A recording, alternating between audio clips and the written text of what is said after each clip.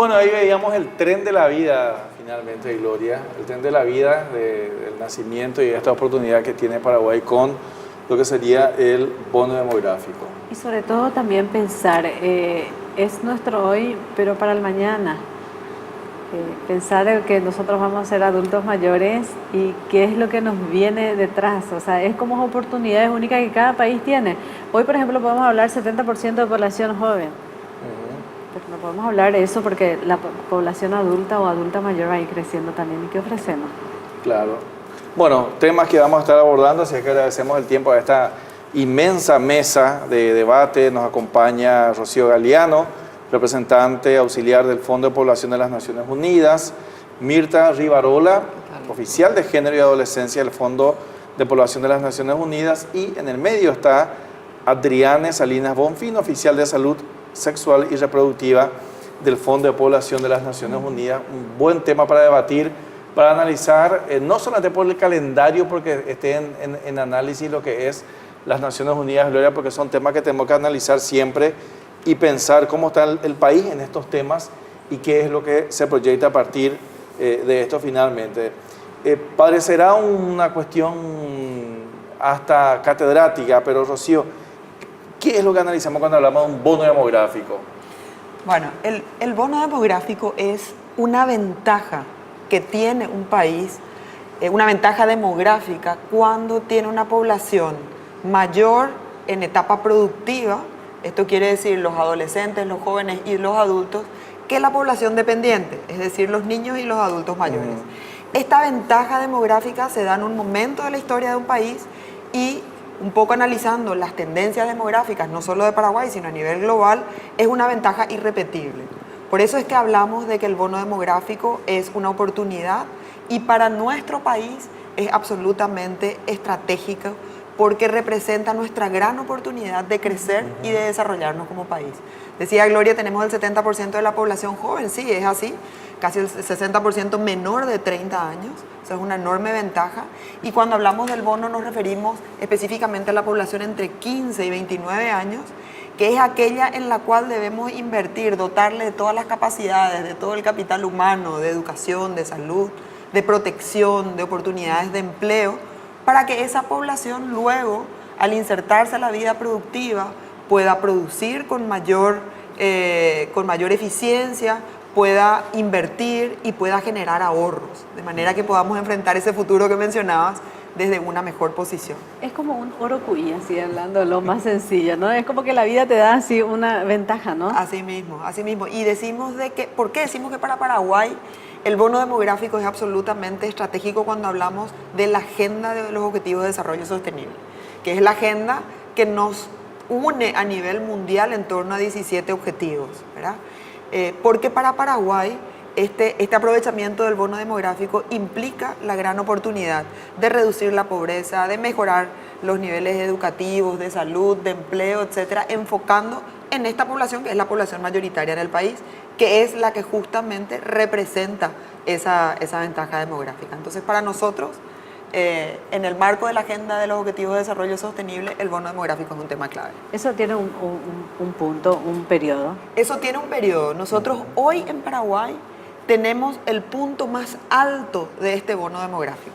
Ya a partir de ahora la tendencia es a descender. ¿Por qué? Porque las tasas de crecimiento poblacional van en descenso, como les decía, no solamente aquí, sino a nivel mundial. Las personas viven más, las personas tienen menos hijos, con lo cual nuestra población hoy, que está en esa situación, en ese grupo de 15 a 29 años, es la mayor que podemos tener. Decíamos, por ejemplo, que las perspectivas y las proyecciones de crecimiento de nuestra población nos dicen que de aquí al 2025 vamos a ser apenas 1 millón de personas más. Y es probable, por lo menos hoy las proyecciones no nos permiten decir cuándo o si alguna vez vamos a ser 10 millones de habitantes en Paraguay. Pero eso es importante también, ¿verdad, Rocío? O sea, ¿eso es por conciencia o es por costumbre, es cultura, el hecho de que no crezcamos tanto, que no tengamos tantos hijos, por ejemplo? Y es una serie de cuestiones. La población mundial hoy en día es la población más educada que tuvo el planeta hasta este momento, ¿verdad? Entonces accede a mayor información, tiene las mayores posibilidades y acceso para realizar su proyecto de vida y generalmente eso implica atrasar la etapa productiva o planificar, y planificar la compatibilidad entre la etapa productiva y reproductiva de la vida, con lo cual las personas van teniendo menos hijos y más tarde, ¿verdad? Entonces, basta hacer el ejercicio de cuántos hijos tuvieron nuestros abuelos, cuántos hijos tuvieron nuestros padres y cuántos tenemos nosotros, ¿verdad? Sí, el noveno, por ejemplo, imagínate, ¿verdad? Pero viste que es una cuestión tan cultural, o sea, tenemos que hablar de nosotros, porque si te vas a otras culturas, hoy lo tradicional es tener 8 o 9 hijos, por una cuestión cultural que está pasando también. Eso, por ejemplo, ¿qué significa en otras áreas? En el tema de salud, estabas hablando económico, en el tema de salud también, el tema de educación, en otras áreas, ¿qué significa? Sí, justamente como lo señalaba Rocío, ¿verdad? Hoy tenemos la población joven más alta en Paraguay, ¿verdad? Es un porcentaje, como habíamos señalado, casi del 60% menos de 30 años. Entonces lo importante es ver cómo están estos adolescentes y cómo están estos jóvenes en educación, en salud, para ver si realmente el país está invirtiendo o no en esta franja etaria. Y lastimosamente nos encontramos con cifras muy alarmantes.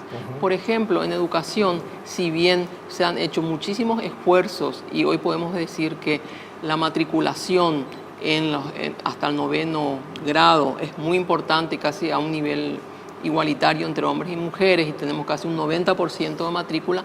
Sin embargo, ¿cuándo empiezan los problemas? A partir de los 15 años. A partir de los 15 años, los adolescentes jóvenes empiezan a abandonar el sistema educativo por distintas razones, eso podemos ir viendo después, pero tenemos hoy actualmente, de acuerdo a los datos, aproximadamente 1.100.000 jóvenes que están fuera del sistema educativo.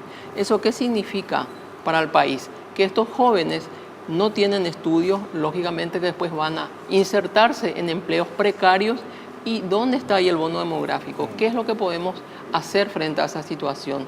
Tenemos que, justamente, se tienen que tomar medidas importantes. Estamos hablando de más o importantes. menos 1.100.000 jóvenes prácticamente condenados. Si se mantienen fuera de ese sistema. Si se mantienen fuera de ese sistema, porque sabemos muy bien que hoy, en la actualidad, con todas las demandas que hay en la economía, un chico, un adolescente, mujer o varón, que no tenga educación, ¿qué tipo de empleo va a tener? Un empleo precario. No va a poder probablemente estar peleando por mejor salario, no va a poder estar justamente llevando su proyecto de vida. Probablemente esa mujer adolescente, que después podemos hablar, se va a embarazar, a los 15 años va a tener 1 o 2 hijos, ya no va a poder seguir estudiando, no va a poder trabajar. Es decir, entonces hay una serie de problemas que están totalmente relacionados. Poca educación, mal empleo y una salud precaria. Bueno, y ahí viene justamente el tema de la salud sexual y reproductiva. O sea, también es un tema alarmante, Adriana. Sí, también es un tema alarmante. Paraguay en este momento ocupa el 2º lugar en el Cono Sur con la más alta tasa de embarazo adolescente, y junto a Brasil es un país donde el número de nacimientos y de embarazos en el grupo de niñas de 10 a 14 viene incrementándose. Estamos con cifras de 2 nacimientos registrados al día de niñas madres entre 10 a 14 y alrededor de 53 nacimientos registrados de adolescentes entre 15 a 19 años.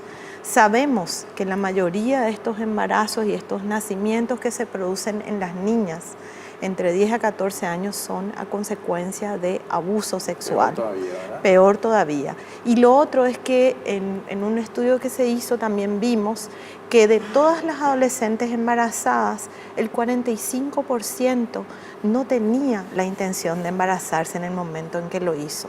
Es decir, nuestras adolescentes no están pudiendo ejercer el derecho garantizado en la Constitución de decidir cuándo ser madres, de poder planificar su familia. Bueno, esas son cifras sí que duelen bastante, ¿verdad? Así es. Así es. Duelen y afectan un poco eso que hablamos del bono, porque finalmente un embarazo o la vulnerabilidad de los derechos trunca los derechos de desarrollo de estos niños adolescentes, ¿verdad? Sí, además de esto, realmente sabemos también que los recién nacidos de madres adolescentes tienen 50% mayor de posibilidad de morir en el primer año de vida. Es decir, son niños que nacen en desventaja. Entonces aquí lo ideal es justamente prevenir el abuso y prevenir los embarazos. Lo otro es que esto no está afectando solo a las niñas, también a los varones. ¿Y qué es lo que sabemos? Que hoy en día la epidemia de VIH está afectando cada vez a población más joven. Por hoy, 4 de cada 10 nuevos diagnósticos de VIH se dan en adolescentes y jóvenes entre 15 a 24 años. Bueno, ahí tenemos las cifras, Rocío. Sí, bueno, y si vinculamos un poco lo que estaba mencionando Mirta, de la salida precoz del sistema educativo y de estos 1.100.000 jóvenes, es importante vincular esto a la inserción al mercado de trabajo, ¿verdad? Hoy tenemos prácticamente un 40% de adolescentes y jóvenes que solamente trabajan.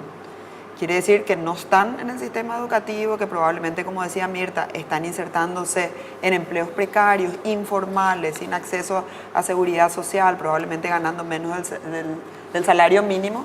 ¿Y qué familia pueden constituir? O sea, o qué oportunidades le pueden brindar a su familia. Entonces vemos la reproducción de la pobreza también, y que la pobreza está afectando de manera desigual también a los grupos etarios, ¿verdad, Mirta? Sí, absolutamente, ¿verdad? Entonces tenemos, si uno analiza los datos, vemos que niños y adolescentes sufren más pobreza que poblaciones de mayor edad, ¿verdad?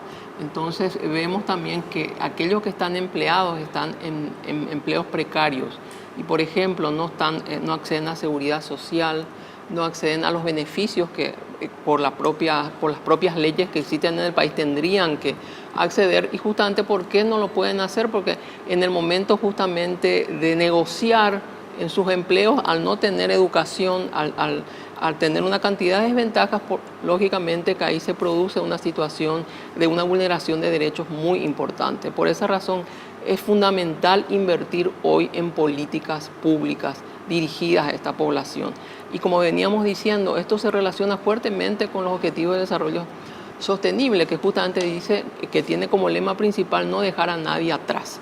Y si no se hacen estas políticas, realmente vamos a estar dejando atrás a una población importantísima. Y el bono demográfico va a ser una deuda demográfica en nuestro país. Bueno, ya escucharon ustedes un tema bastante interesante. Cuando se hablan de estos términos, no siempre están a nuestro alcance, pero bueno, estamos hablando de 1.100.000 jóvenes que pueden estar fuera de un sistema, de una población de 7 millones de habitantes. Estamos hablando de que la población paraguaya ya no va a crecer tanto, ¿verdad? Ya nos explicaba eso Rocío. Estamos hablando de lo que es el bono demográfico. Atención a este tema que tiene que ver con el futuro de nuestro país. Volvemos luego de una brevísima pausa.